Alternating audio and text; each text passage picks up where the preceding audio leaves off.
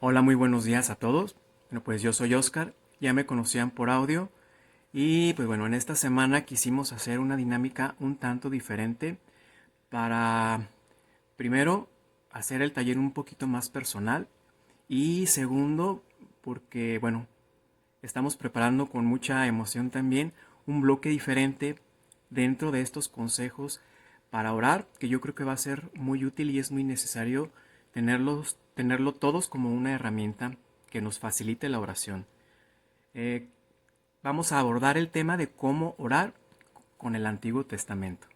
Entonces, yo creo que todos, incluido yo, en primera instancia, cuando nos disponemos a abrir nuestra Biblia y a buscar alguna cita, o cuando alguien nos propone leer el Antiguo Testamento, encontramos algunas citas muy densas, encontramos a lo mejor algún lenguaje muy complejo o situaciones extrañas que no sabemos nosotros qué referencia pueden tener hacia nuestra vida o cómo orarlas.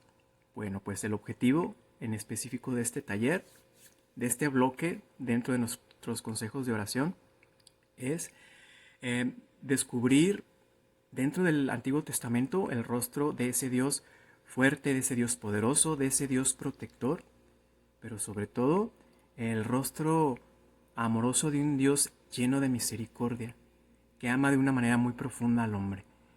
Es realmente descubrir detrás de los textos el rostro de Dios del Antiguo Testamento es increíble. Entonces, de eso se trata y este es el objetivo de nuestro taller. Bueno, ayer ya Sandy nos estuvo dando por medio de su video unos tips muy prácticos de cómo ubicar las citas y los versículos de la Biblia para aprender a manejarla. Pero en este taller vamos a incursionarnos en de qué trata la Biblia y cómo podemos identificarnos nosotros con las citas o con los libros del Antiguo Testamento. Bueno, ¿de qué trata la Biblia? La Biblia habla de la historia de salvación. Nosotros vamos a utilizar dos ejes conductores que nos van a ayudar a entender la historia de salvación y asumir y reflexionar sobre esta historia de salvación, porque la historia de salvación también es mi historia personal. Entonces, el contenido, desde el Génesis hasta el Apocalipsis, el primer libro y el último libro de la Biblia, habla acerca de esto, es la historia de salvación. Pero ¿cómo está este asunto o de qué trata la historia de salvación? La historia de salvación trata e inicia cuando Dios, en un acto de amor, de una manera pausada, va haciendo y va creando el mundo tal como lo conocemos. Crea las aves del cielo, crea el agua del mar, crea los animales de la tierra, los peces. Pero llega en un momento en que ve todo lo creado y lo encuentra bueno, pero para Dios no es suficiente.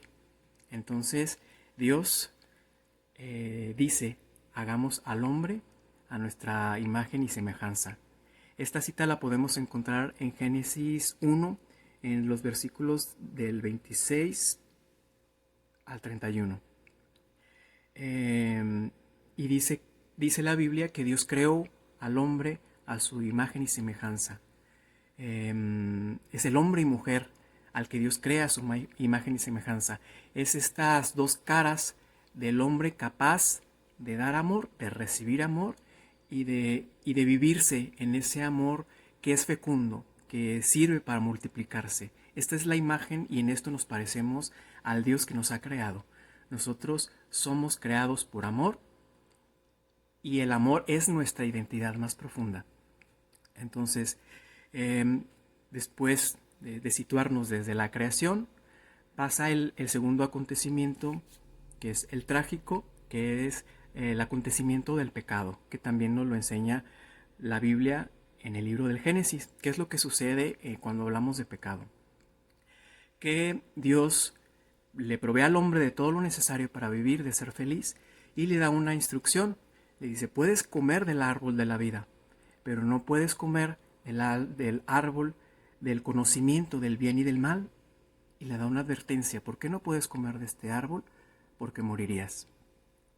Y aquí entra la imagen del mal personificado por una serpiente que se acerca a Eva y que se acerca con ella. Fíjense, esto es bien interesante porque se acerca a ella con una mentira y le dice: ¿es cierto que Dios te prohibió comer de todos los árboles del fruto?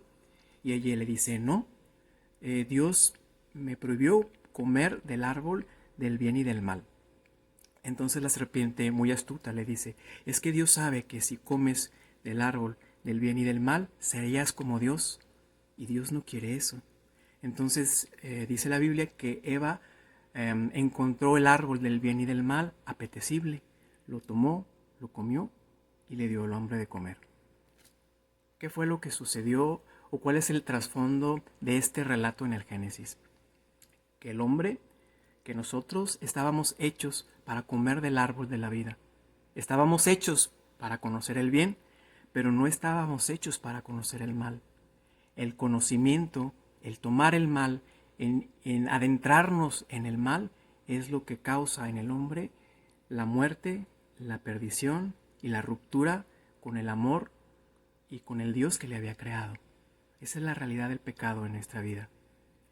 Después de que sucede esta situación de Adán y Eva, esta escena con la serpiente y la creación de Dios, Dios sale a su encuentro, sale al encuentro de Adán y le hace una pregunta que tiene como trasfondo también el dolor de Dios. Adán, ¿por qué te escondes? Porque Adán convivía y todos los días hablaba y estaba en contacto cercano con Dios. ¿Por qué te escondes? Y allí es donde sale a la luz el pecado del hombre. Y en el corazón dolido de Dios le hace la pregunta: Adán, ¿qué es lo que has hecho? El Dios pierde al hombre por un pecado de soberbia, porque el hombre quería ser como Dios. El hombre era la criatura más especial creada por Dios. Hizo todas las cosas de la tierra, pero al hombre lo hizo de una manera especial, lo hizo a su imagen y semejanza y lo puso en la cima de la creación para que el hombre disfrutara de ella. Y el hombre, nosotros, lo echamos a perder todo. Hombre, Adán, ¿qué es lo que has hecho? Y ahí inicia la búsqueda de Dios en la Biblia para recuperar a su criatura amada, porque la había perdido. Inició la aventura de Dios por salvar al hombre que se había corrompido. Y es ahí donde encontramos a Jesús, a Cristo, con su muerte y con su resurrección, como el culmen de esta historia de salvación. Jesús logra recuperar para Dios Padre nuestra humanidad y nos la restaura y se la regresa al Padre. Jesús es recuperado al hombre por ti y para ti.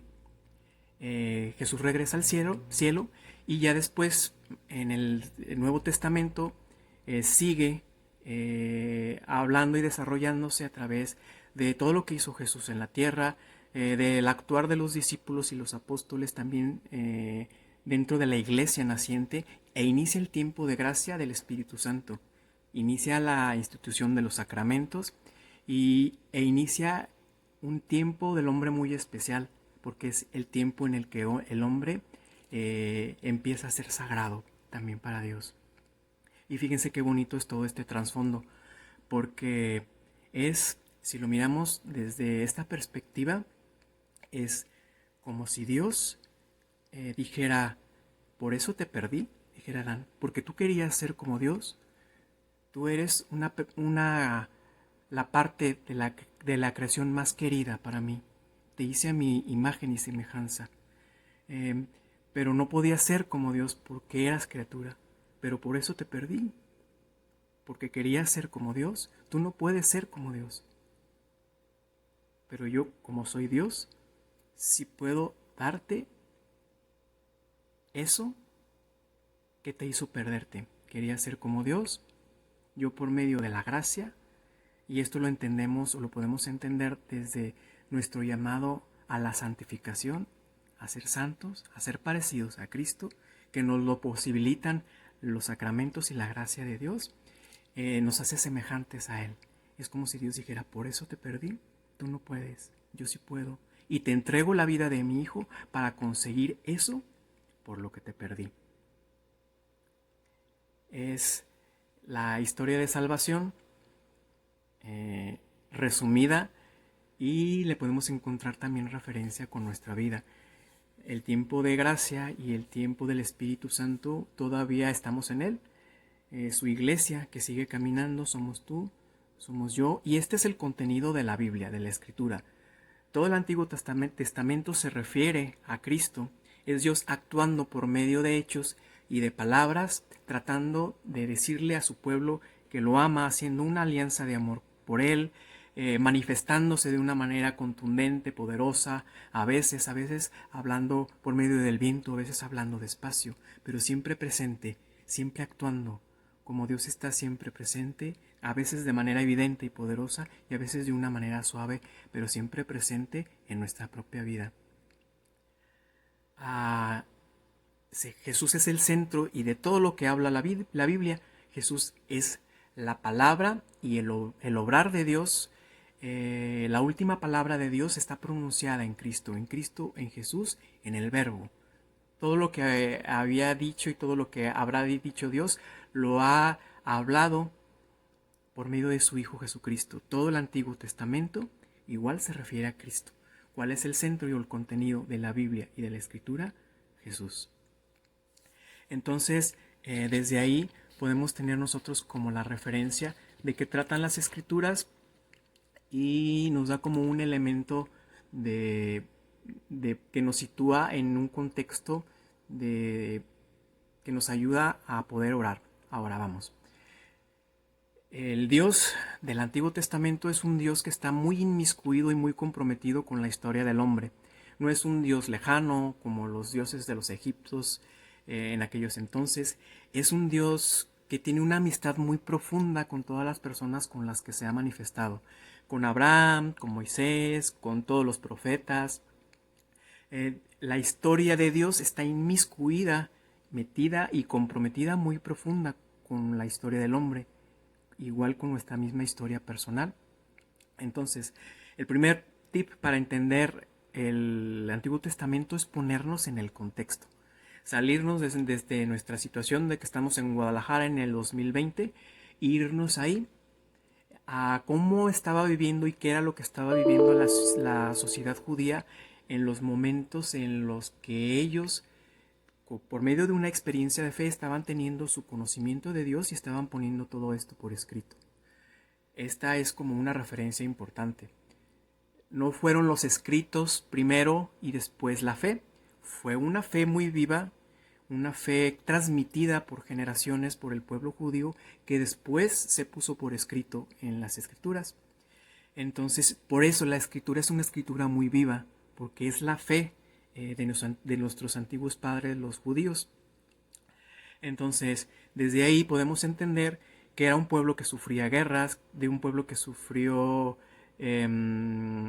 batallas, o un pueblo que ganó guerras y que perdió guerras. Y esto nos puede ir ayudando a entender los lenguajes y las situaciones propias del Antiguo Testamento. Hoy ya vamos a mirar nada más un tema en específico, y así nos vamos a ir por bloques. Cualquier duda que tengan me la pueden hacer personalmente al WhatsApp. Si quieren que tratemos o ahondemos de un tema en específico, también me lo pueden hacer saber. Bueno, vamos a mirar el papel de los pueblos. Cuando nosotros abramos nuestra Biblia y miramos que en ella habla de Israel, de Jerusalén, de Judá y de Sión, pongo estos 4 pueblos nada más como referencia. Están hablando acerca de la iglesia, están hablando acerca de ti y de mí, y vamos a mirar de una manera muy rápida de qué trata todo esto. Israel es la tierra prometida, es la promesa de Dios hecha al pueblo judío. En aquel entonces el pueblo era algo muy importante, porque era no únicamente el lugar donde vivir, sino era la identidad del pueblo que vivía en una tierra. Una tierra donde había desierto o era árida, era una tierra que no era buena para vivir. la tierra donde había agua, donde había ríos, donde se podía cultivar y donde podían ellos tener sus animales, era una tierra rica. Entonces el contexto de la tierra para la cultura y la religión judía era muy importante. Entonces la promesa primera que Dios le hace al pueblo judío es la descendencia numerosa y una tierra prometida.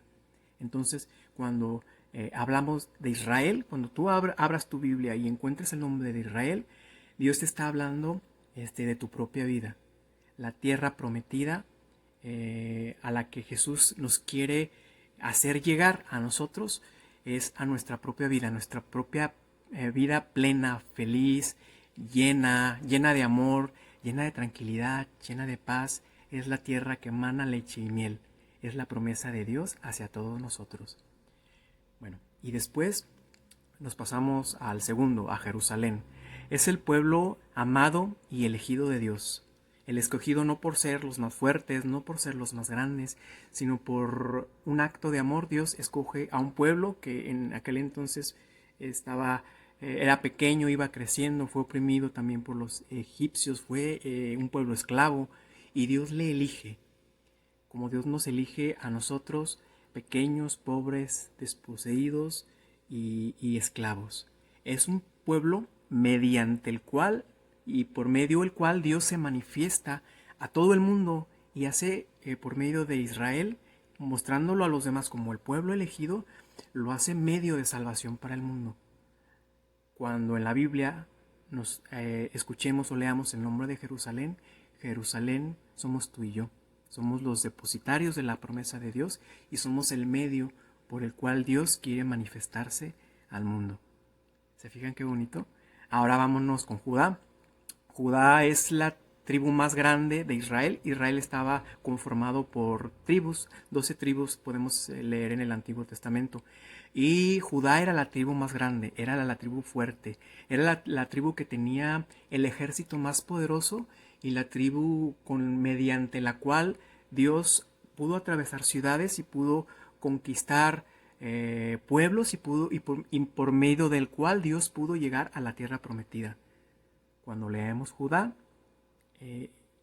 también Dios está hablando acerca de nosotros, de nuestras fortalezas, de nuestro espíritu de batalla puesto en sus manos, que nos logra acercarnos a conseguir las promesas de Dios en nuestra vida.